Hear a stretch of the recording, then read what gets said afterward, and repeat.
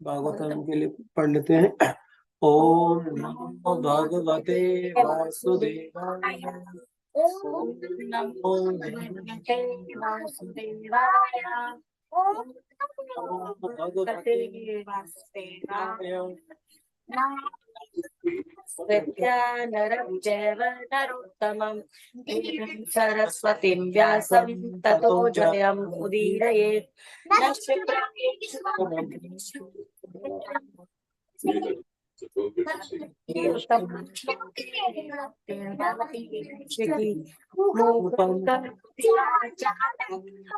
उल्लङ्घयते गिरिं यत्कृपातमहं कृष्णाय वासुदेवाय देवकीनन्दनाय च नंदगोकुलकुमाराय गोविन्दाय नमो नमः। कुछ ऐसे विशेष लोग हैं जिनके बिना ये अधूरे, और आज वो इनमें से कुछ कहना चाह रहे हैं। आइए देखते हैं इस वीडियो को। नारायण स्वामी वीडियो न्यूज़ ऑडियो को तमाम कराते हुए जो भी भक्त रीडिंग करना चाहते हैं वो अपना हैंड रेज कर सकते हैं। नया चैप्टर स्टार्ट होगा। द्रोण पुत्र को दंड। द्रोण के पुत्र कौन थे? अश्वत्थामा। द्रोणाचार्य के पुत्र अश्वत्थामा। इस चैप्टर में हमें पता चलेगा, मतलब इसमें ना पूछेंगे कि परीक्षित महाराज कौन थे, उन चीज उसके बारे में जिज्ञासाएं उत्पन्न होंगी, तो उसी के क्वेश्चंस के आंसर्स मिलेंगे इस चैप्टर के अंदर हमें। तो रीड करते हैं। चलिए स्टार्ट करते हैं। भावना माता जी आप स्टार्ट करेंगे।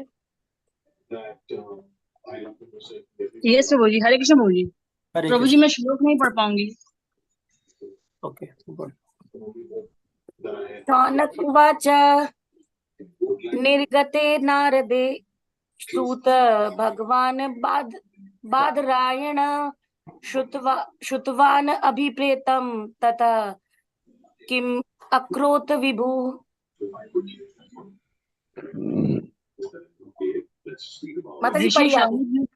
ऋषि शौनिक ने पूछा, हे सूत, जब महान तथा दिव्य रूप से शक्तिमान व्यास देव जी ने श्री नारद मुनि से सब कुछ सुन लिया, तो फिर नारद के चले जाने पर व्यास देव ने क्या किया? तात्पर्य। इस अध्याय में श्रीमद् भागवत के वर्णन किए जाने के लिए संकेत मिलता है, क्योंकि महाराज परीक्षित को अपनी माता के गर्भ में चमत्कारिक ढंग से बचा लिए गए थे। यह घटना आचार्य द्रोण के पुत्र द्रोणी अश्वत्थामा के कारण घटित हुई, जिसने द्रौपदी के 5 पुत्रों को सोते हुए में मार डाला और उसके लिए अर्जुन ने उसे दंड किया। इस महापुराण श्रीमद् भागवत के शुभारंभ करने के पूर्व श्री व्यासदेव ने समाधि द्वारा सारे सत्य की अनुभूति प्राप्त कर ली। मतलब जी ऊपर करिए। इतना ही है माता जी, थैंक यू। तो अब जिससे था वहां पर हमने पढ़ा था कि वहां पे क्या माना था, वहां पर व्यासदेव जो है वो व्यासदेव जो है वो नारद मुनि से अपनी जिज्ञासाएं पूछ रहे थे। अब यहाँ पर शौनक आदि जो ऋषि हैं उन्होंने सूत गोस्वामी जी से पूछा कि अब वो व्यासदेव के बारे में पूछ रहे हैं कि जब दिव्य रूप से शक्तिमान व्यासदेव ने श्री नारद मुनि से सारा ज्ञान सुन लिया, उनकी सारी बातें सुन ली, तो फिर नारद मुनि के चले जाने के बाद व्यासदेव ने क्या किया। तो जैसे कि यहाँ पर पहली लाइन में इंडिकेशन मिल रहा है कि यहाँ पर श्रीमद् भागवत के वर्णन किए जाने के लिए संकेत मिलता है। तो अब यहाँ पर आगे इस चैप्टर में हम पढ़ेंगे कि अब धीरे धीरे स्टेप आगे मतलब जो घटनाक्रम हुआ वो कैसे कैसे घटित हुआ। जैसे यहाँ पर बताया गया है कि जो परीक्षित महाराज हैं उनको किस प्रकार भगवान कृष्ण ने उनकी माता के गर्भ में जाकर ही उनकी रक्षा करी थी, और एक तरीके से अगर हम समझे तो उनकी माता के गर्भ में ही उनको भगवान के दर्शन प्राप्त हो गए थे। तो किस प्रकार के उनके मतलब कितने वो सौभाग्यशाली थे कि उनको गर्भ में ही भगवान कृष्ण ने दर्शन दे दिए थे। और यहाँ पर फिर अश्वत्थामा का वर्णन आएगा कि अश्वत्थामा ने, हालांकि हम लोगों ने स्टोरी पढ़ी हुई है, बट अब यहाँ पर उसका डिटेल में उसका डिस्कशन आएगा कि किस प्रकार अश्वत्थामा ने आगे क्या क्या किया। जैसे उसने द्रौपदी के 5 पुत्रों को रात में जब वो अपने शिविर में सो रहे थे तो वहीं पे जाके उनको मार दिया। उसको लगा कि ये पांडव सो रहे हैं, बाद में पता लगा कि वो पांडव नहीं थे, पुत्र थे। और फिर किस तरीके से आगे जब उसने मतलब गर्भ में परीक्षित महाराज को मारने का प्रयास किया और भगवान ने उसकी रक्षा करी, तो वो सारा वर्णन जो है अब हमें इस चैप्टर में मिलेगा। इसलिए इस चैप्टर का नाम है, एक मिनट, इस चैप्टर का नाम है द्रोण पुत्र को दंड। आगे बढ़ते, ये जस्ट एक इंट्रोडक्टरी पार्ट था, आगे बढ़ते हैं। जेपी प्रभु जी आप पढ़ेंगे? हरे कृष्णा प्रभु। हरे कृष्णा। सूत उवाच ब्रह्मनदाम सरस्वत्याम आश्रम पश्चिमे तटे साम्याप्रास इति प्रोक्तः ऋषिणाम सत्रवर्धना। शील सुत गोस्वामी ने कहा, वेदों से घनिष्ठ रूप से संबंधित सरस्वती नदी के पश्चिमी तट पर साम्याप्रास नामक स्थान पर ध्यान लगाने हेतु एक आश्रम है जो ऋषियों के लिए दिव्य कार्यकलापों को संवर्धित करने वाला है। तात्पर्य, ज्ञान के आध्यात्मिक विकास के लिए उपयुक्त स्थान तथा वातावरण की नितांत आवश्यकता होती है। सरस्वती नदी के पश्चिमी तट का स्थान इस कार्य के लिए विशेष उपयुक्त है और वहीं पर साम्याप्रास में शील व्यासदेव का आश्रम है। शील व्यासदेव गृहस्थ थे तो भी उनका निवास स्थान आश्रम कहलाता है। आश्रम वह स्थान है जहां सर्वोपरि आध्यात्मिक कार्यकलाप संपन्न होते हैं, फिर चाहे वह स्थान किसी गृहस्थ का हो या तपस्वी का। संपूर्ण वर्णाश्रम पद्धति इस प्रकार नियोजित है कि जीवन की प्रत्येक अवस्था आश्रम कहलाती है। इसका अर्थ यह हुआ कि इन सब में आध्यात्मिक संस्कृति एक सामान्य लक्षण है। ब्रह्मचारी, गृहस्थ, वानप्रस्थ तथा सन्यासी सभी के जीवन का एक ही लक्ष्य है, भगवत साक्षात्कार। अतएव जहां तक आध्यात्मिक संस्कृति की बात है, इनमें से कोई भी कम महत्वपूर्ण नहीं है। अंतर तो केवल वैराग्य के आधार पर औपचारिकता का होता है। सन्यासी अपने व्यवहारिक वैराग्य के बल पर सम्मान की दृष्टि से देखे जाते हैं। हरे कृष्णा प्रभु।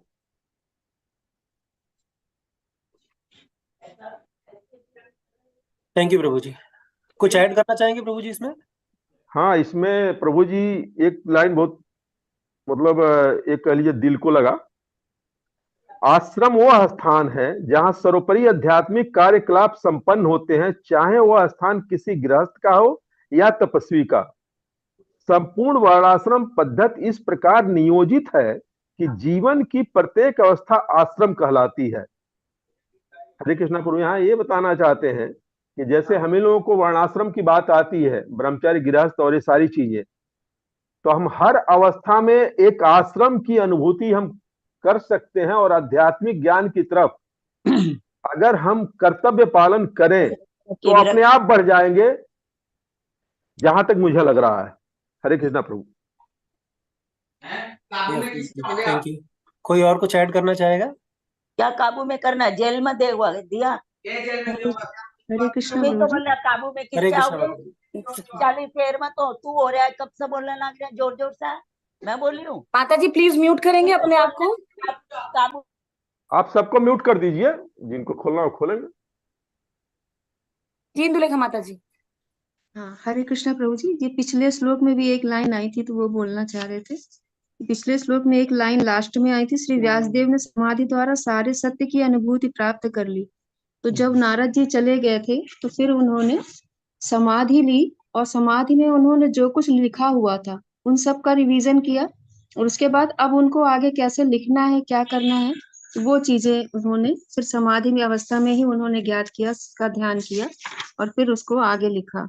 और इसमें तो ये ब्रह्मचार, गृहस्थ, वानप्रस्थ और सन्यासी, ये जो पहले के वर्णाश्रम धर्म भगवान ने बनाए थे, तो ये चारों का सबका एक ही लक्ष्य होता था कि भगवत साक्षात्कार ही करना। तो उनका कोई भी कार्यकलाप होता था, क्योंकि पहले के लोग, अगर हम लोग देखते हैं कि हम लोगों के भी जो पितर थे, और वो लोग अपने जो लक्ष्य था उनके प्रति केंद्रित रहते थे। उन लोगों को हम हमेशा देखते थे कि माला जाप करना वगैरह उन लोगों की रूटीन में ही शामिल होता था।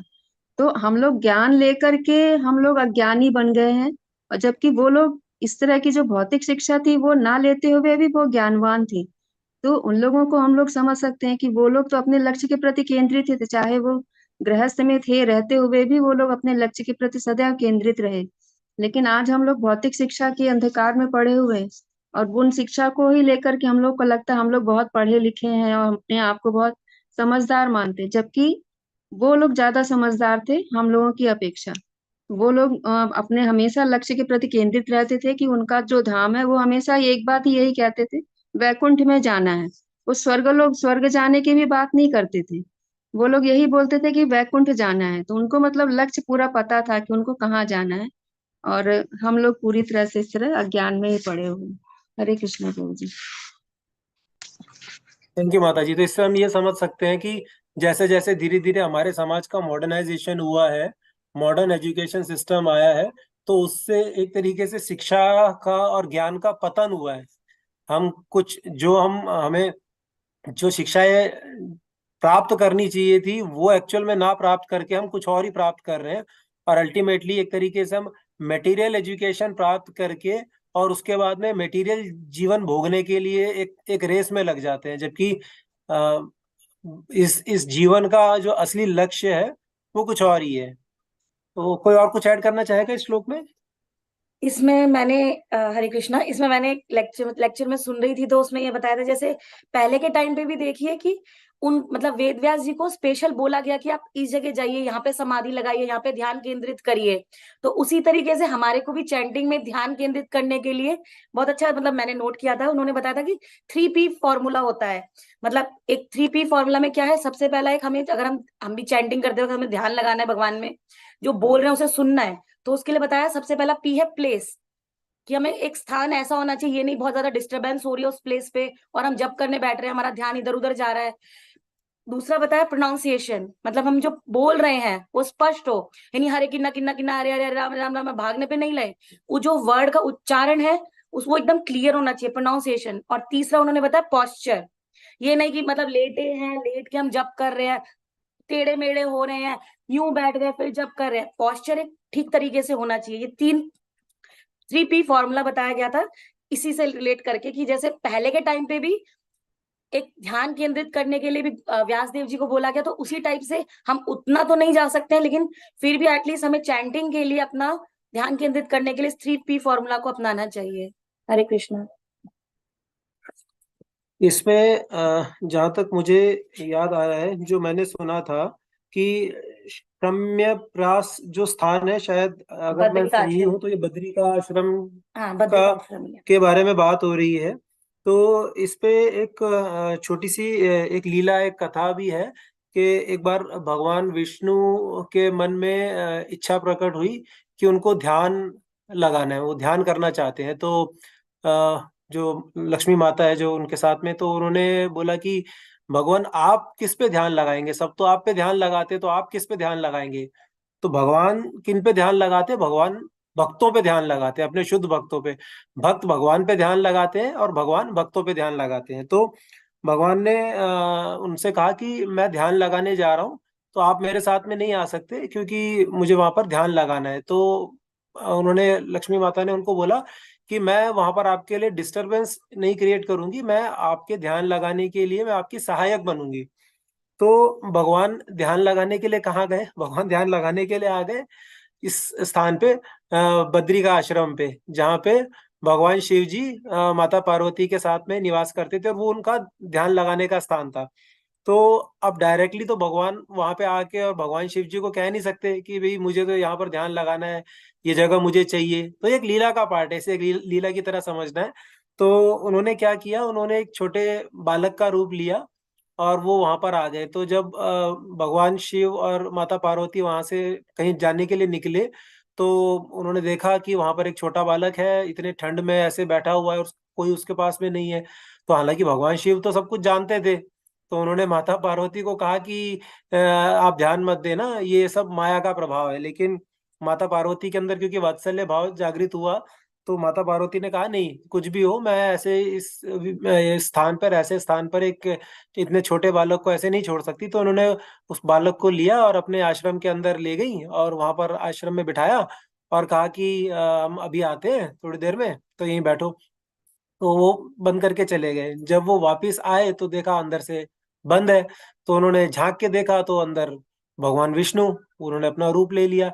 तो शिव जी ने उनसे प्रार्थना की, उनसे कहा कि भगवान ये तो मेरा ध्यान करने का स्थान है। तो उन्होंने कहा कि नहीं, अब ये स्थान तो मुझे पसंद आ गया, यहाँ मैं ध्यान लगाऊंगा। तो उन्होंने बोला कि तो मैं कहाँ ध्यान लगाऊं?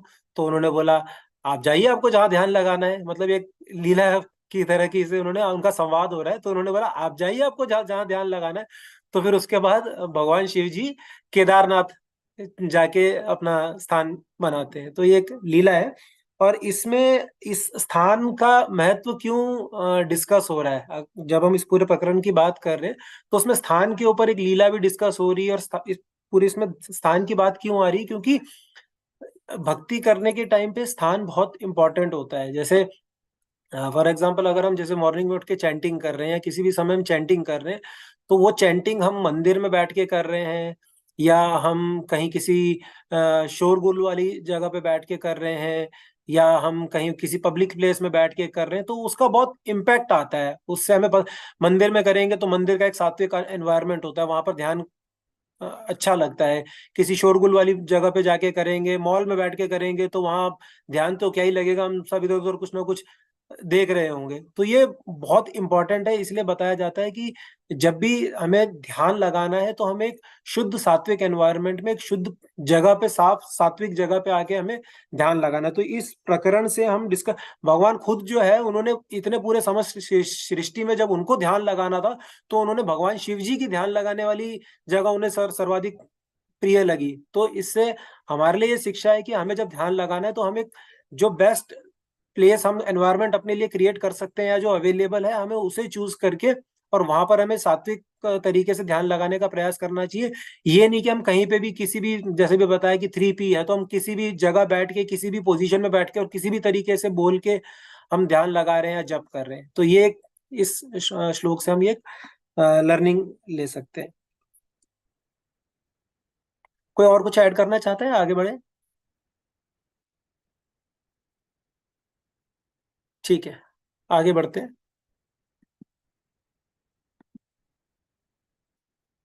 मंजू माता जी, आप पढ़ेंगे?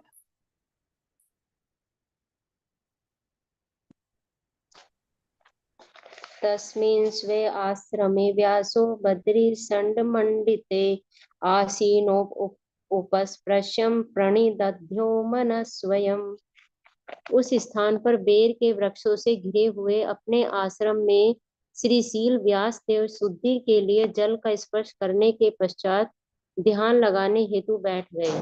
तात्पर्य: अपने गुरु श्री नारद मुनि के आदेश अनुसार शील व्यास देव ने ध्यान के उस दिव्य स्थान में अपने मन को एकाग्र किया। आगे पढ़ो प्रभु जी। एक मिनट रुकते हैं माता जी यहाँ पे। तो वैसे तो यहाँ पर ज्यादा डिस्कस करने के लिए नहीं है, बट मेरे को जस्ट एक, जो मैंने अभी कथा कही थी उसमें याद आया कि जब यहाँ कहते हैं ना कि बेरी के वृक्षों से घिरे हुए अपने आश्रम में, तो वो जो लक्ष्मी माता का जो डिस्कशन किया था कि माता लक्ष्मी माता उनके साथ में जाती है और उन्होंने कहा था कि मैं इसमें बाधा नहीं उत्पन्न करूंगी बल्कि मैं आपकी सहायक बनूंगी। तो बद्री का अर्थ होता है बेर। और जब भगवान विष्णु वहां पर ध्यान लगाने के लिए बैठते हैं, तो माता पार्वती, सॉरी, लक्ष्मी माता वहां बेरी के पेड़ की तरह मतलब उनको वो प्रदान करती है, एक तरीके से आप कह लीजिए कि छाया या एक स्थान प्रदान करती हैं वहां पर उनको, वो ध्यान लगाने के लिए। तो इसीलिए बद्री आश्रम, बेरी, तो इससे वहां उस या बद्रीनाथ, तो इससे क्या उस स्थान का नाम था। पीछे दूर उधर धूप में सूखा रखा। चलिए आगे बढ़ते हैं। हरे हरे कृष्ण प्रभु जी। यस माता जी। हरे कृष्ण प्रभु जी, इसमें एक लाइन और आ रही है ना, शील वेदव्यास शुद्धि के लिए जल का स्पर्श करने के बाद ध्यान लगाने के लिए बैठ गए। तो ये भी बहुत इंपॉर्टेंट लाइन है कि हम लोगों को भी जप वगैरह शुरू कर रहे हैं तो हमको अपने अंदर से शुद्धि, आचमन जो हम लोग करते हैं ना, तो वो हमको अंदर से शुद्ध करता है। जो हम लोग 3 बार आचमन लेते हैं, कोई भी पूजा करते हैं या जप कर रहे हैं, ध्यान कर रहे हैं, कुछ भी करना है तो 3 बार जल का आचमन करके तभी हमको कोई कार्य भगवान की सेवा या कुछ भी करना है तो वो करना चाहिए, जिससे हम अंदर बाहर दोनों तरह से हम शुद्ध हो पाए। तो पहले भी 5000 वर्ष पूर्व से देखिए वेद व्यास जी ने भी शुद्धि के लिए ये जल का आचमन किया था। तो आज तो कलयुग है, तो हम लोगों को तो और भी शुद्धिकरण की जरूरत है। हरे कृष्णा प्रभु जी। माता जी, जब महामंत्र का जाप करते हैं तब भी शुद्धि करनी पड़ती है? हम तो ऐसे बैठ जाते हैं पढ़ करने। हाँ वो ठीक है माता जी, कर लेते हैं, लेकिन जो कोई भी जैसे इसमें कहा है ना ध्यान भी लगा हाँ, रहे वो हैं तो हम। हाँ, कोई हाँ भी तो पूजा करते हैं तब तो करते हैं, आचमन वगैरह करते कर हैं 3 कर ले तो ज्यादा अच्छा है, नहीं कर रहे तो अच्छा। कोई बात नहीं। कलयुग है, सब तरह से भगवान राजी हैं। हाँ जी, वही ना। भगवान ने कलयुग में सारे डिस्काउंट दे रखे हैं, मतलब जो जो डिस्काउंट नहीं भी मिलने चाहिए थे, भगवान सारी big billion sale, Amazon sale, सारी सेल, सारे डिस्काउंट जो कलयुग के लिए देकर गए हैं। उसके बावजूद भी हमारा क्या हाल है। चलिए आगे बढ़ते हैं। बिमला माता जी आप पढ़ेंगे? हरे कृष्णा प्रभु जी। हरे कृष्णा।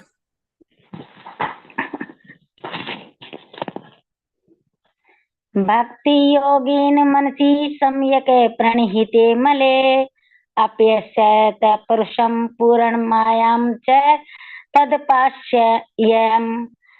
इस प्रकार उन्होंने भौतिकता में किसी लिप्तता के बिना भक्ति में सेवा भक्ति योग में बंधकर अपने मन को पूरी तरह एकाग्र किया। इस तरह उन्होंने परमेश्वर के पूर्णतः अधीन उसकी बहिरंगा शक्ति के समेत उनका दर्शन किया। तात्पर्य, परम सत्य का सम्यक दर्शन केवल भक्ति योग द्वारा ही किया जा सकता है। इसकी पुष्टि भगवत गीता में भी हुई है। मनुष्य केवल भक्ति में सेवा द्वारा ही पूर्ण पुरुषोत्तम भगवान की सही सही अनुभूति प्राप्त कर सकता है और ऐसे पूर्ण ज्ञान के बल पर ही वह भगवत धाम में प्रवेश कर सकता है। निराकार ब्रह्म या अंतर्यामी परमात्मा के अपूर्ण ज्ञान से पूर्ण ब्रह्म की अधूरी प्रतीति करके कोई भगवत धाम में प्रवेश नहीं पा सकता। शील नारद ने शील व्यासदेव को उपदेश दिया कि वे भगवान तथा उनकी दिव्य लीलाओं के ध्यान में निगम हो जाए। शील व्यासदेव को ब्रह्म तेज नहीं दिखलाई पड़ा क्योंकि वह पूर्ण दृष्टि नहीं है। पूर्ण दृष्टि तो भगवान का व्यक्तित्व है, जिसकी पुष्टि भगवत गीता 7.19 में हुई है। वासुदेव है सर्वमित। उपनिषदों में भी इस बात की पुष्टि की गई है कि भगवान वासुदेव निर्विशेष ब्रह्म के हृदय में येन पात्रेण द्वारा आच्छादित है और जब भगवत कृपा से यह आवरण हटता है तभी माता जी ऊपर कर दो थोड़ा सा प्रभु जी,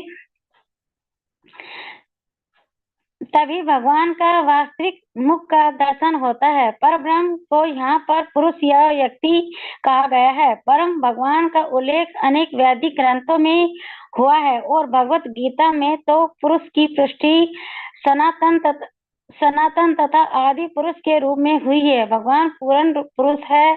परम पुरुष की अनेक शक्तियां होती है जिनमें से अतरंगा बहिरंगा तथा तटस्थ शक्तियां विशेष रूप से महत्वपूर्ण है। यहाँ हरे पर कृष्णा माता जी। हरे कृष्णा। हरे कृष्ण प्रभु जी। मंजू माता जी आप आगे का कंप्लीट कीजिए। यहाँ पर बहिरंगी शक्ति का वर्णन हुआ है, जैसा कि उनके कार्यकलापों के वर्णों से स्पष्ट हो जाएगा। अतरंगी शक्ति परम पुरुष के साथ उसी प्रकार बनी रहती है जिस प्रकार चांद के साथ चांदनी रहती है। बहिरंगी शक्ति की तुलना अंधकार से की गई है क्योंकि यह जीवों को अज्ञान के अंधकार में रखती है। अपाश्रियम शब्द इस बात का सूचक है कि यह शक्ति पूर्ण रूपेण से श्री भगवान के वश में होती है। अतरंगी शक्ति या पराशक्ति माया भी कहलाती है, किंतु यह आध्यात्मिक माया होती है, अर्थात यह परम जगत में ही प्रकट होती है। जब कोई इस अतरंगी शक्ति के आश्रय में आता है तो भौतिक अज्ञान का अंधकार तुरंत दूर हो जाता है। यहाँ तक कि जो आत्मा राम है अर्थात जो समाधिस्थ रहते हैं, वे भी इस माया या अतरंगी शक्ति का आश्रय ग्रहण करते हैं। भक्ति में सेवा या भक्ति योग इसी अतरंगी शक्ति का कार्य है। इस प्रकार अपराशक्ति या भौतिक शक्ति के लिए कोई स्थान नहीं रह जाता। जिस प्रकार आध्यात्मिक प्रकाश के तेज के समक्ष अंधकार को कोई स्थान नहीं मिल पाता, ऐसी अतरंगी शक्ति निराकार ब्रह्म बोध से मिलने वाले आध्यात्मिक आनंद से भी बढ़कर है। श्रीमद् भगवत गीता में कहा गया है कि निराकार ब्रह्म तेज भी भगवान श्री कृष्ण के परम व्यक्ति तत्व से उद्भूत है। साक्षात श्री कृष्ण के अतिरिक्त अन्य कोई परम पुरुष नहीं हो सकता, जैसा कि आगे के श्लोकों में बताया जाएगा। हरे कृष्णा प्रभु जी। थैंक यू माता जी।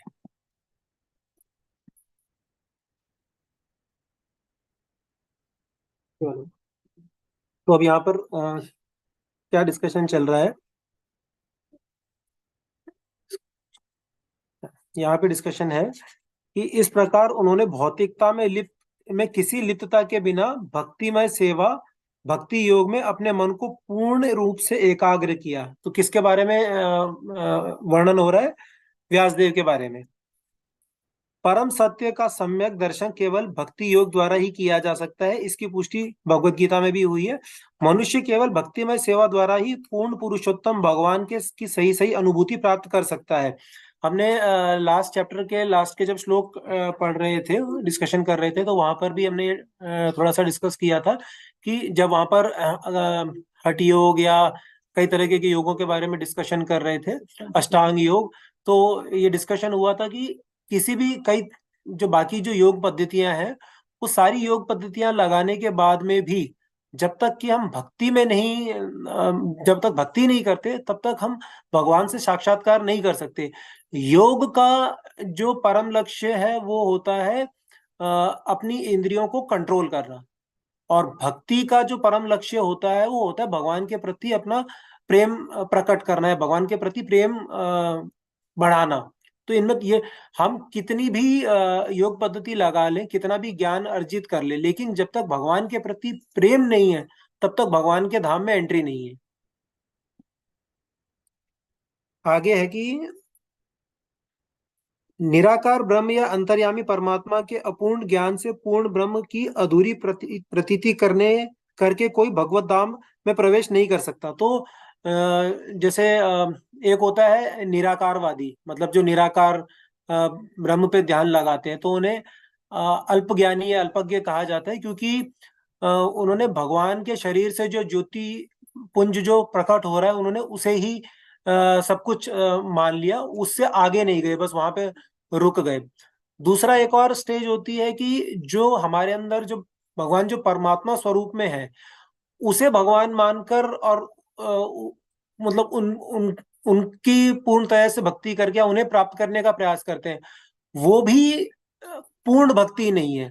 पूर्ण भक्ति क्या है? जब हम भगवान कृष्ण को परम भगवान परम पुरुष मानकर जब हम उनकी भक्ति करते हैं, जब हम उन्हें उनसे साक्षात्कार प्राप्त करने का प्रयास करते हैं, वो पूर्ण भक्ति है, वो पूर्ण ज्ञान है। उससे पहले की जितनी भी अवस्थाएं आती हैं, वो सारी की सारी अधूरी हैं, वो पूर्ण नहीं है अपने आप में। फिर हमने डिस्कस किया यहाँ पे, हाँ, यहाँ पर इसके लिए यहाँ पर श्रीमद् भगवत गीता का श्लोक जो है उसका भी रेफरेंस दिया गया है, 7.19 का, वासुदेवम सर्वमिति। मतलब ये पूरा श्लोक है, बहुनाम जन्म नामन्ते ज्ञानवान माम प्रपद्यते वासुदेव सर्वमिति स महात्मा सुदुर्लभ। बहुत जन्मों के बाद किसी एक को पता चलता है कि वासुदेव ही भगवान है। और ऐसा महात्मा जो होता है वो अति दुर्लभ होता है, मतलब दुर्लभ नहीं, अति दुर्लभ होता है।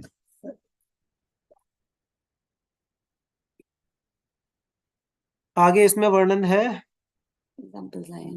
परम भगवान का उल्लेख अनेक वैदिक ग्रंथों में और श्रीमद् भगवत गीता में पुरुष की पुष्टि और सनातन तथा आदि पुरुष के रूप में हुआ है। हमने पढ़ा था कि जैसे आई थिंक शायद जेपी प्रभु ने लास्ट उसमें एग्जांपल दिया था कि भगवान जो है केवल वही परम पुरुष है और पुरुष है, एकमात्र पुरुष है।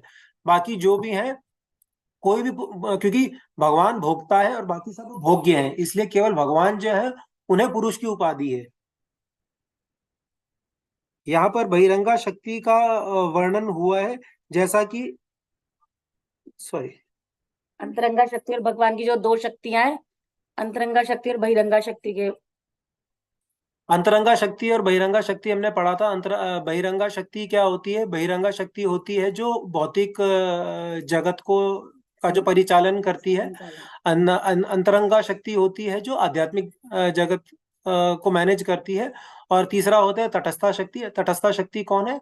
जो कि जीव है, जो कि कभी बहिरंगा शक्ति की तरफ रहते हैं, कभी अंतरंगा शक्ति की तरफ रहते हैं। तो जो बद्ध जीव है वो बहिरंगा शक्ति के कंट्रोल में रहते हैं, जो मुक्त जीव है वो अंतरंगा शक्ति की तरफ रहते हैं।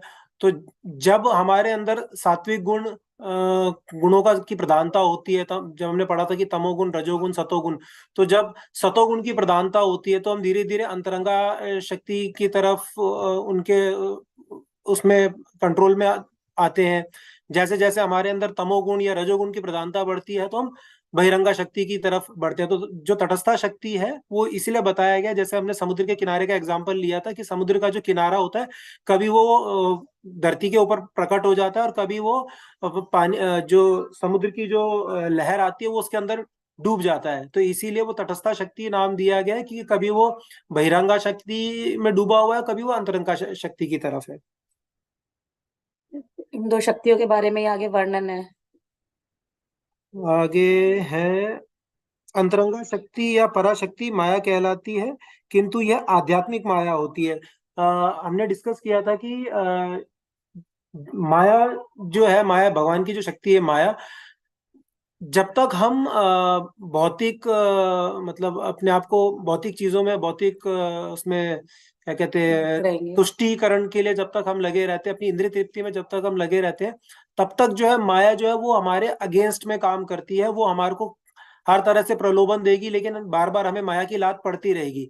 जैसे ही हम भगवान की भक्ति में अपना ध्यान केंद्रित करते हैं और जैसे ही हम भगवान की भक्ति में अपने आप को पूर्णतः लगा देते हैं, तो माया शक्ति जो है वो भी फेवरेबल हो जाती है। वो भी फिर उस तरह का एनवायरनमेंट क्रिएट करती है जिससे कि हमें भगवान की भक्ति करने के लिए सहायक परिस्थितियां उत्पन्न होती हैं।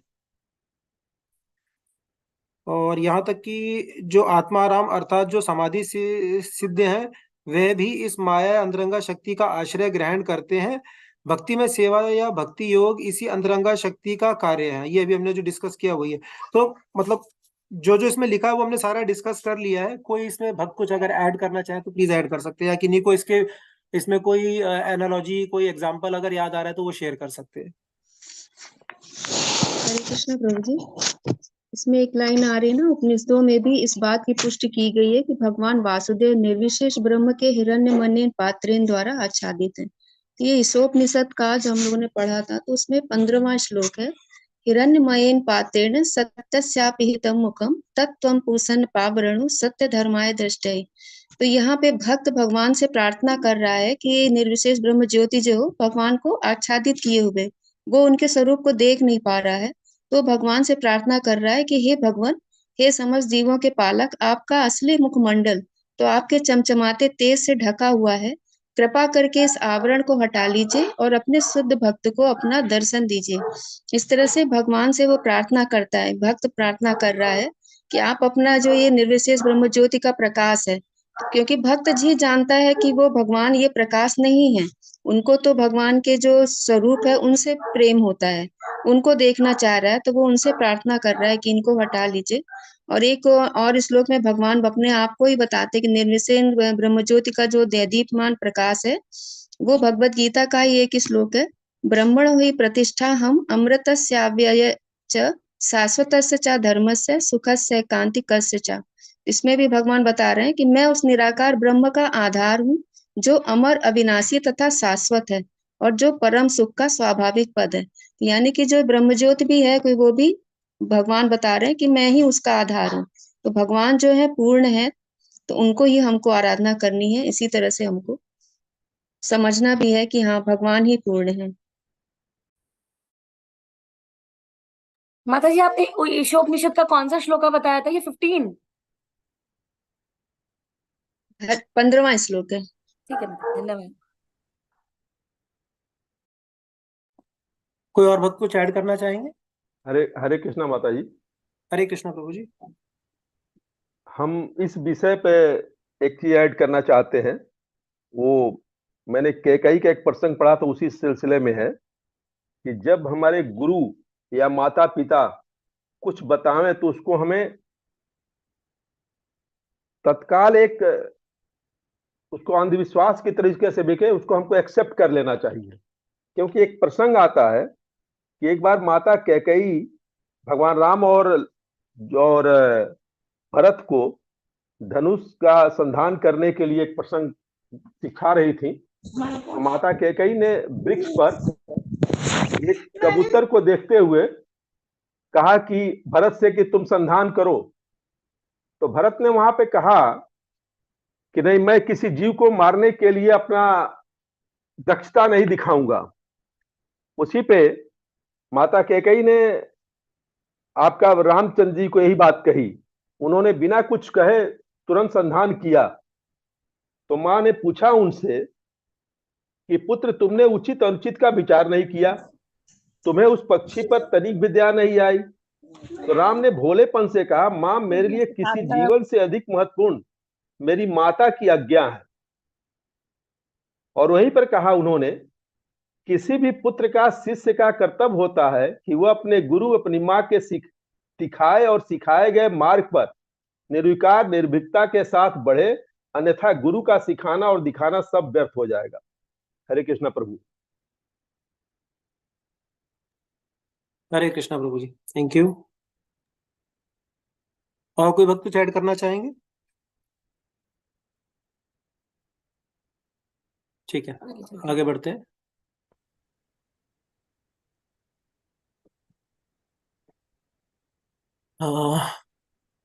ये रहा कुसुम कालिया माता जी, आप पढ़ेंगे?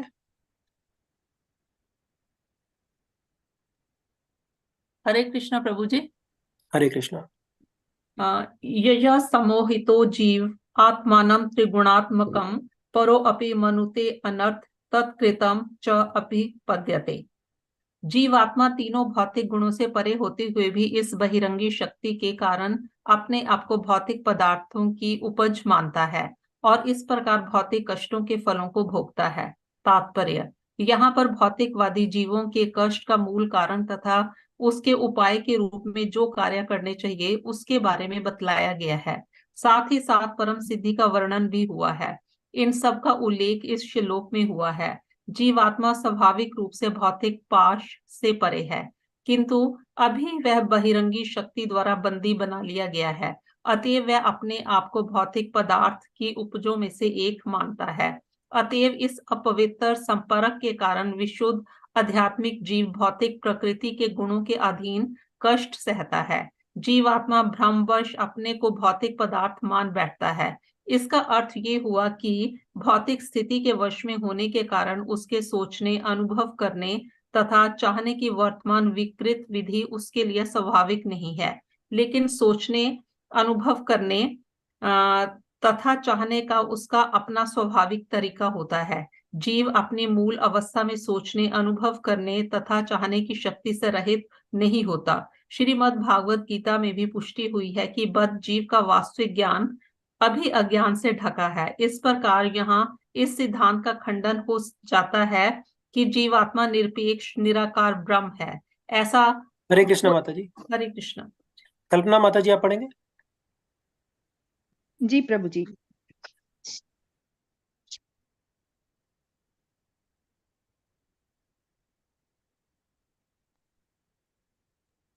यहाँ से पढ़ना है माता जी। इस प्रकार यहाँ जी जी। इस प्रकार यहाँ इस सिद्धांत का खंडन हो जाता है कि जीवात्मा परम निराकार ब्रह्म है।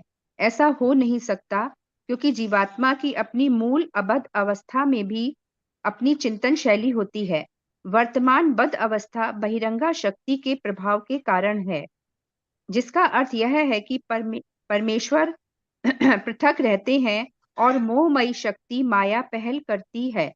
भगवान कभी नहीं चाहते कि जीवात्मा बहिरंगा शक्ति द्वारा भरमाया जाए। बहिरंगा शक्ति भी इस तथ्य से भलीभांति परिचित है, किंतु वह अपनी मोहिनी शक्ति से विस्मृत जीव को भरमाए रखने का अकृतज्ञ कार्य करती है।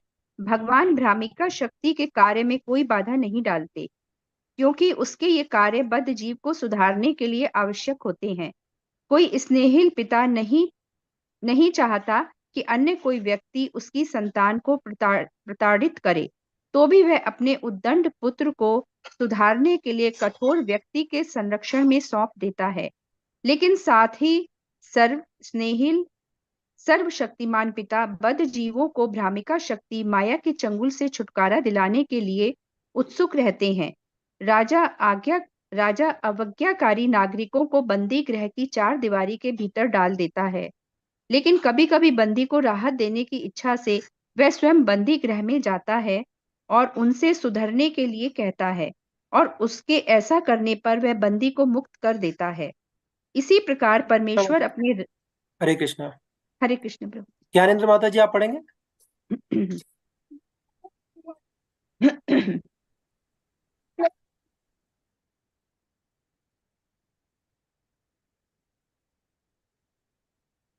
हरे कृष्ण प्रभु जी। कहाँ से है जी? इसी प्रकार परमेश्वर अपने राज्य से।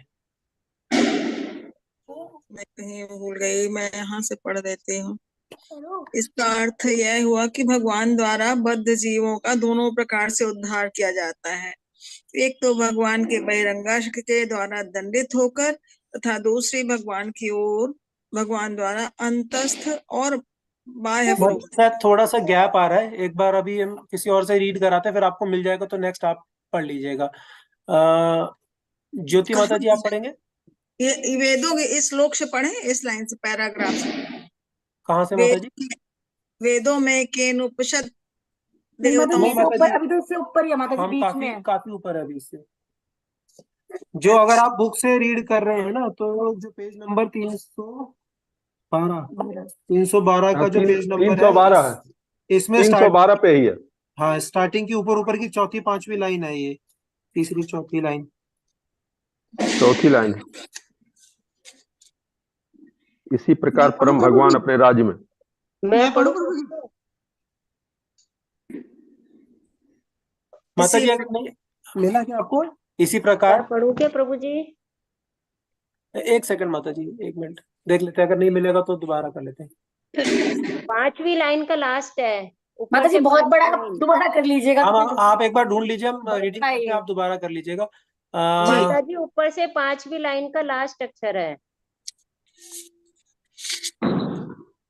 इसी प्रकार जो जीव बहिरंगा शक्ति के नियंत्रण में आ जाता है, वह भिन्न रूप से अवस्थित होता है।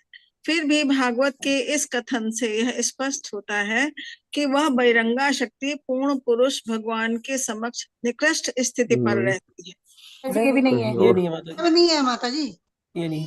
कोई बात नहीं, हम गैप लेते हैं। मनोरमा माता जी आप एक बार पढ़ लीजिए, तब तक माता जी अगर आपको मिल जाता तो आप नेक्स्ट पढ़ लीजिएगा।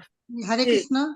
इसी प्रकार परमेश्वर अपने राज्य से भ्रमिका शक्ति के राज्य में अवतरित होकर भगवत गीता के रूप में राहत लेते हैं, जहाँ पर वे व्यक्तिगत रूप से सुझाव देते हैं कि यद्यपि भ्रमिका शक्ति पर विजय पाना दुष्कर है, तो भी यदि कोई भगवान के चरण कमलों की शरण में आता है तो भगवान के आदेश से वे मुक्त हो जाता है। शरणागति की ये विधि माया के भ्रमक प्रभाव से छुटकारा पाने का उपाय है। अतः भगवान का सुझाव है कि संत पुरुषों की वाणी के प्रभाव से जिन्होंने वास्तव में परम की अनुभूति कर ली है, वे लोग भगवान की दिव्य प्रेम भक्ति में संलग्न हों। बस जीव को भगवान के विषय में सुनने में आस्वाद मिलने लगता है, और इस प्रकार श्रवण करने से ही वह भगवान के प्रति आदर, भक्ति तथा शक्ति के पद तक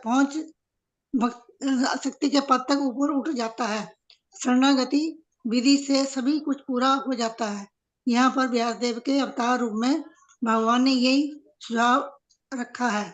इसका अर्थ ये हुआ कि भगवान द्वारा बद्ध जीवों का दोनों प्रकार से उद्धार किया जाता है। एक तो भगवान की बहिरंगा शक्ति के द्वारा दंडित होकर तथा दूसरी ओर भगवान द्वारा अंतस्थ और भय गुरु बनकर। भगवान प्रत्येक जीव के अंतःकरण में परमात्मा के रूप में गुरु बनते हैं और बाहर से वे शास्त्रों संतों तथा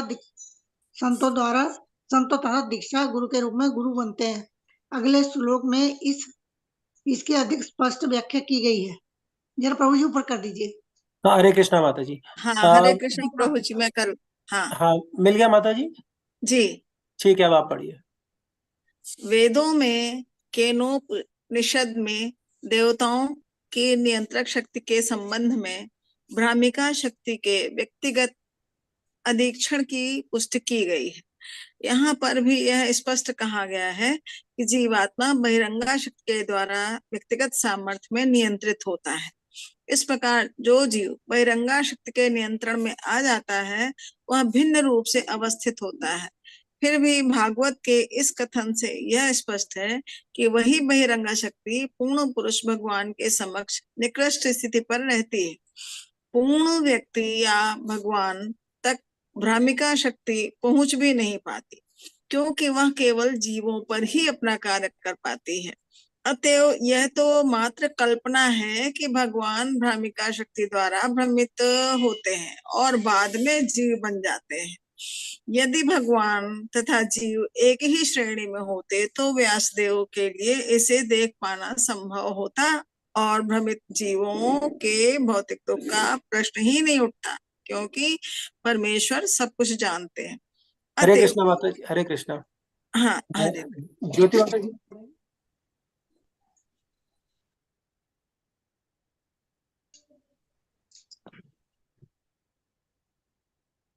हरे कृष्णा ज्योति माता जी। ओके, शायद नहीं। नंदिनी माता जी। हरे कृष्णा प्रभु जी। हरे अतः अद्वैतवादियों, प्रभु जी ऊपर कर देना, अद्वैतवादियों द्वारा भगवान तथा जीव को एक ही श्रेणी में रखने का प्रयास छिछोरी कल्पनाएं मात्र है। यदि भगवान तथा जीव एक से ही होते तो श्री सुखदेव गोस्वामी भगवान की दिव्य लीलाओं का वर्णन करने का कष्ट न उठाते, क्योंकि ये सब भ्रमिका शक्ति की अभिव्यक्तियां होती। श्रीमद् भागवत माया के चंगुल में कष्ट पाने वाली मानवता के लिए रामबाण उपचार है। अतएव श्री व्यासदेव ने सर्वप्रथम बद्ध जीवों के वास्तविक रूप का निदान किया, जो है बहिरंगा शक्ति द्वारा भ्रमित होना। उन्होंने उन पूर्ण परम पुरुष के भी दर्शन किए जिनसे भ्रमिका शक्ति बहुत दूर रहती है। यद्यपि उन्होंने रुग्ण बद्ध जीवों तथा रोग के कारण दोनों को देखा। रोग के उपचार की विधियां अगले श्लोक में सुझाई गई है। हरे कृष्णा माता जी। हरे कृष्णा। इंदुलेखा माता जी, आप पढ़ेंगे।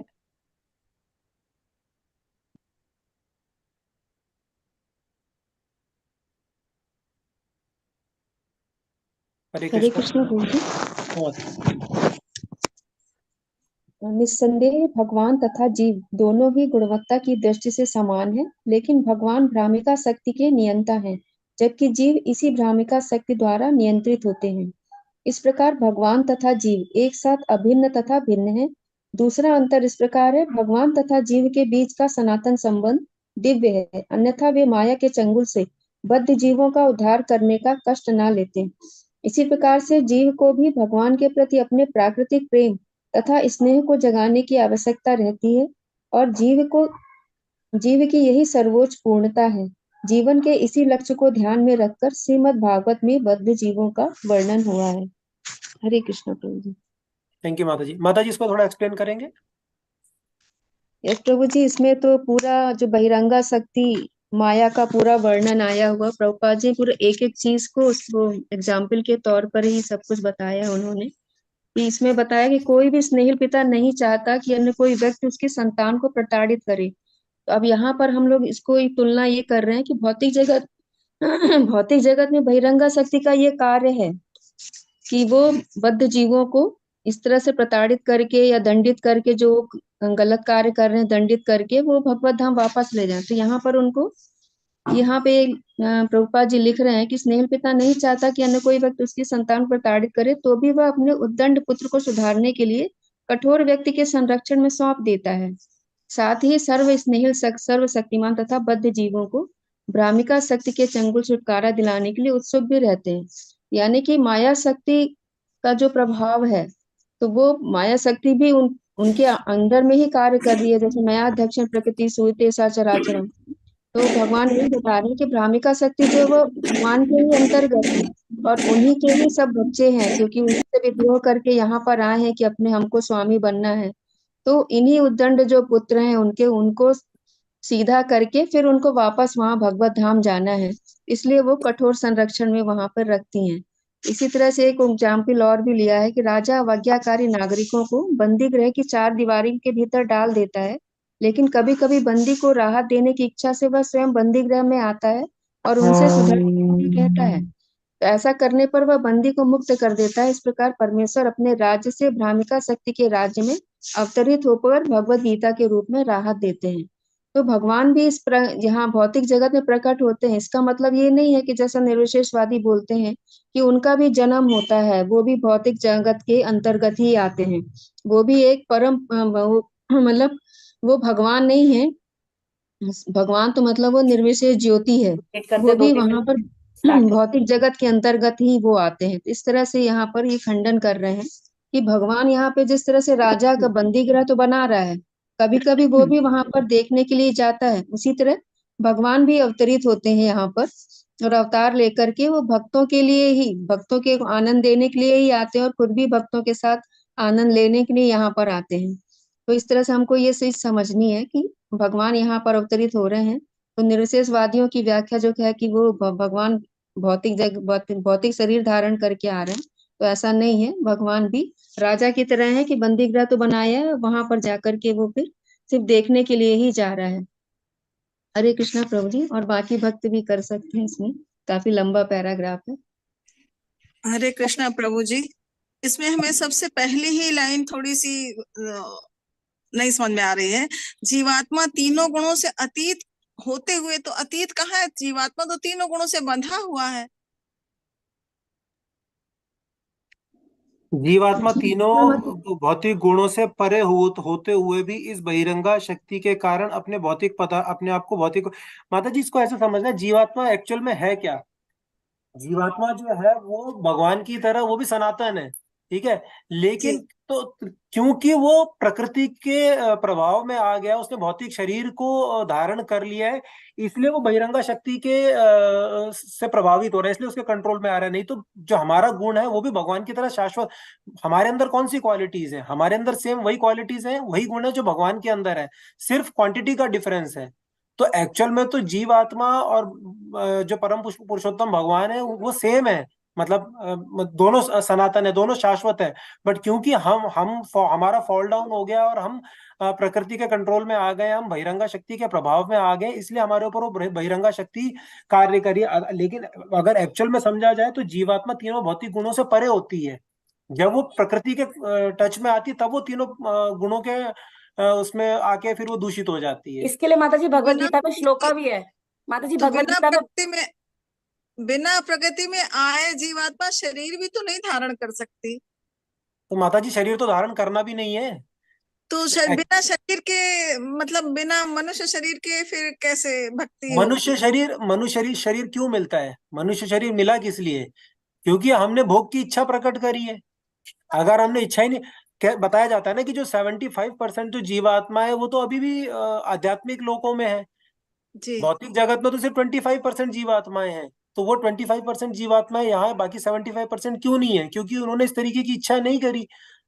उन्हें जिन जीवात्माओं ने भगवान के से इस तरीके की इच्छा प्रकट करी कि हमें खुद से भोगी बनना है, हमें भोग करना है, तो भगवान ने उन्हें भोग करने के लिए शरीर दिया और दुखालय का भेज दिया। तो अगर हम अपनी पहले की जो सिचुएशन है, अगर हम सिर्फ उसको कंसिडर करें, मतलब शरीर धारण करने से पहले की जो हमारी शाश्वत जो पोजीशन है, अगर हम उसको देखें तो हम लोग भी बहिरंगा शक्ति के प्रभाव से मुक्त थे। वो तो जब शरीर धारण करने के बाद इस प्रकृति के कांटेक्ट में आए तब बहिरंगा शक्ति का प्रभाव पड़ता है। तो फिर माफ करिएगा प्रभु जी। तो फिर सारे देवतागण क्यों इच्छा करते हैं कि मनुष्य शरीर हमको मिल जाए? और क्योंकि माता जी जो जितने भी जो स्वर्ग लोक और ये जो बताए गए हैं ना, ये भी सारे आपको पता है जैसे कि ये भी भौतिक लोकों में आते हैं, ये भी कोई आध्यात्मिक लोकों में नहीं आते हैं। और भगवान की भक्ति करके और भगवत धाम की प्राप्ति करने के लिए केवल और केवल मनुष्य योनि के थ्रू ही किया जा सकता है। उन्होंने कुछ इस तरीके के कार्य किए थे, जैसे हमने वो होटल का एग्जांपल लिया था कि आप एक होटल में जाते हैं, आपके पास एक कार्ड है जिसमें आपके पास में एक अमाउंट है, एक पैसा है। जितने टाइम तक आपका कार्ड में आप वो पैसा रहता है उतने टाइम तक आप उस होटल में रहकर और वहां की सुख सुविधाओं को भोग सकते हैं। जब आपका अमाउंट खत्म हो जाएगा तो आपको वापिस आना पड़ता है। तो सिमिलरली उन्होंने जो स्वर्ग में चला गया है, जिन्होंने ऊपर की जो ये मतलब इस तरीके की वो उपाधियां हैं जिनको मिली हुई है, वो भी कुछ लिमिटेड टाइम के लिए, वो हमेशा के लिए नहीं है। जैसे कि एक स्टोरी आती है, मैं किसका तो मुझे एग्जैक्टली याद नहीं आ रहा, शायद भगवान विष्णु का था, कि वो ऊपर बैठ के मतलब उन्होंने ऐसे पृथ्वी लोक की तरफ देख के उन्होंने हल्की सी स्माइल करी। तो माता ने उनसे पूछा कि आप मुस्कुरा क्यों रहे हो? तो उन्होंने बोला कि वो जो चींटी दिख रही है ना, जो वो चीनी का दाना लेके जा रही है, वो चींटी 21 बार इंद्र रह चुका है। सोचिए, 21 बार इंद्र रह चुका है, फिर भी उसका फॉल डाउन हुआ है और वो एक चींटी के रूप में चीनी का दाना लेके जा रही है। तो मनुष्य योनि में तो आना ही पड़ेगा कि अगर भगवान के धाम की प्राप्ति करनी है। माता ये श्लोका भी आता है ना, ये वाला भगवत गीता का 9 चैप्टर में आता है, ये 9.4 है या 9 कौन सा है, 4 या 5 में से, आ ब्रह्म भुवना लोका, मतलब ब्रह्मा जी के लोक से लेके पाताल लोक तक जो 14 लोक है, वहां पे दुख ही दुख है। कौन सा दुख है? जन्म मृत्यु का। मतलब ऊपर जब ब्रह्म लोक से भी ऊपर निकल जाएंगे तभी आपको मिलेगा, लेकिन ब्रह्मा जी के लोक से लेके नीचे तक के लोक के लिए बताया, यहाँ पे दुख ही दुख मिलना है, जन्म मृत्यु का। लेकिन जो इस लोकों के परे निकल जाएगा, जन्म मृत्यु से बाहर निकल जाएगा, वो भगवत धाम पहुंच जाएगा। ये प्रॉपर श्लोक है भगवत गीता का। जी, कुछ कुछ समझ में आया है प्रभु जी, धन्यवाद। और ये भी है माता जी, इसमें मतलब इसके साथ साथ वो वाला श्लोका भी कनेक्ट करता है जो 3.27 है, प्रकृति क्रियमाणानि गुणे कर्माणि सर्वशः। इसमें आगे जैसे इसमें इसके तात्पर्य में आता है कि भौतिक पदार्थ अपने आप को ही मतलब जीवात्मा मान बैठता है कि मैं ही सब कर रहा हूँ, लेकिन भगवान भगवत गीता में साफ बता रहे हैं कि प्रकृति क्रियमाणानि गुणे सर्वाणि सर्वशः अहंकार विमूढ़ आत्मा कर्ता हम इति मन्यते। मतलब हम जो वो मूड है जो अपने आप को सब चीजों का कर्ता मान रहा है, ये तो भौतिक प्रकृति करवा रही है, और ये प्रकृति भी मेरे अधीन में काम कर रही है। तो फिर अगर भगवान ही सब कुछ करवाते हैं, भगवान ही सब कुछ करवाते हैं, तो हम लोग क्यों मनुष्य लेके बहिरंगा शक्ति में भ्रमित होकर भौतिक जगत में संसार में दुख भोग रहे हैं?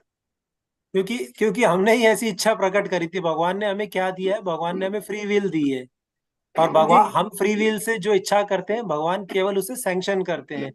तो जिन्होंने इस फ्री विल का को इस तरीके से यूटिलाइज किया है और उसके बाद इस तरीके से इच्छा प्रकट करी है कि हमें भोक्ता बनना है, उन्होंने एक तरीके से ऐसे समझ सकते हैं कि उन्होंने भगवान की पोजीशन को चैलेंज किया कि भगवान परम भोक्ता नहीं हो सकते, हमें भी भोग करना है। तो जो इच्छा प्रकट करी है तो भगवान ने उस इच्छा को सैंक्शन किया है। ये वो एग्जाम्पल है ना, वही बच्चे वाला, वो इसी के लिए है। हम वही नालायक बच्चे हैं, हमने भगवान के साथ वही गलत काम किया। हम भी ओनरशिप चाह रहे थे तो गलत काम करके हम यहाँ गए, बच्चे को सुधारने के लिए जेल में डाल दिया गया। लेकिन वो कह रहे ना, भगवान बीच बीच में जाके देख रहे हैं भगवान हमें क्या दे रहे हैं। इसके लिए जब ये जो इसके नीचे जब आगे आता है ना कि अपने राज्य में माया शक्ति के राज्य में यद्यपि माया शक्ति पर विजय पाना दुष्कर है, तो भी यदि कोई श्री भगवान के चरण कमलों की शरण में आता है तो श्री भगवान के आदर्शों से वह मुक्त हो जाता है। ये भगवत गीता में श्लोक आता है, ये आता है 7.14, देवी हेषा गुणमयी मम माया दुरुत्तया मामेवि प्रपंदन्ते मायाम एतम तरन्ति ते। भगवान क्या बोल रहे हैं? भौतिक प्रकृति के 3 गुणों से युक्त मेरी ये दिव्य ऊर्जा पर काबू पाना कठिन है, लेकिन जिन्होंने मेरे प्रति समर्पण कर दिया वे आसानी से इसे आगे निकल जाते हैं। तो हमें भगवान को सेंटर ध्यान रखिए माता जी, बस कि हमें कृष्ण भगवान को सेंटर में रखना है। चाहे वो 3 प्रकृति के 3 गुण हो, हमें तो कहते हैं ना सतोगुण से भी ऊपर निकलना है, हमें सतोगुण पे भी नहीं फंसना है। वो ये चीज माता जी। जी धन्यवाद। एक्चुअली अभी हमारी दूसरी क्लास भी स्टार्ट हो गई है, तो थोड़ा सा यहाँ पे रुकना होगा। हरे कृष्ण माता जी। जी माता जी। हरे कृष्ण। आज प्रभु जी का जन्मदिन है, सबसे हरे कृष्ण महामंत्र बुलवा हाँ दीजिए। सॉरी भूल गए माता जी, वो क्लास स्टार्ट हो गई थी ना। आज हिज ग्रेस गौर जगन्नाथ प्रभु जी का जन्मदिन है, तो वो मंदिर गए हैं। तो एक बार हम उनके लिए 3 बार हरे कृष्ण महामंत्र बोलेंगे। आप लोग अनम्यूट कर सकते हैं। हरे कृष्णा हरे कृष्णा कृष्णा कृष्णा हरे हरे हरे राम राम राम हरे कृष्णा कृष्णा कृष्णा हरे हरे राम राम राम हरे। हरे कृष्णा कृष्णा कृष्णा हरे हरे हरे राम राम राम कल्प तरुभ्यश्च कृपा सिंधु भयश्च पतितानां पावनेभ्यो वैष्णवेभ्यो अनंत कोटि वैष्णव वृंद की जय। श्रील प्रभुपाद की जय। श्री श्री को गौरांग की जय। हरे कृष्णा। सभी को हरे कृष्णा।